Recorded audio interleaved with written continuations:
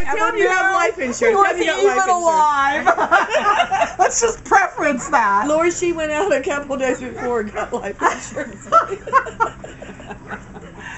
I had horses on this farm with a person that I know. We shared the horses and everything, and we had a couple mares, and we bought the stallion, and we took him back to the farm, and we opened the gates and turned our stallion out.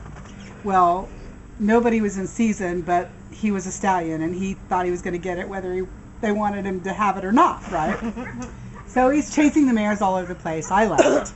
When I went back to feed about this time of the day, he was extruded and dragging the ground and What's bleeding. extruded? What do you mean? You know. You know. You know. He showed. Anyways, I guess he had tried to mount the mare, and she hauled off and kicked him. So his penis was extracted, dragging the dirt, bleeding, funky.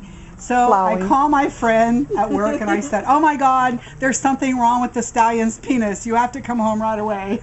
So he comes, and he's like, "Oh my God." So we call the vet. The vet comes out, and he's like, "Well, I don't know." He said, "You're going to have to just wait until he can extract himself back into the sack." And I'm like, "Well, how long is that going to take?" He goes, "Well, I don't know. It just depends on how fast it takes the swelling to go down." I said, "Well, what can I do for this poor horse?" He said, "Well, about 3 times a day you need to take a garden hose to him because the cold water will help the swelling." I'm like, "Oh, okay." So we had a wash stall. So I got him out of the field, and 3 times a day I would take him into the horse stall, tie him up, and I'd take a garden hose and I'd spray him down underneath. He got so he would like park himself out, spread his legs, and he would go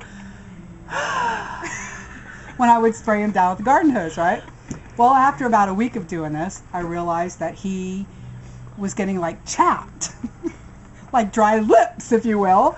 And so I called the vet back and I said, "You know, what's up with this? He's like all dry and flaky and funky, and you know, what do you do for that?" So he comes out and he goes, "Well, I hate to be the bearer of bad news, but here's a big jar of Vaseline, and you're gonna have to crawl under this horse 3 times a day when you do the water treatment, and you're gonna have to smear him with Vaseline."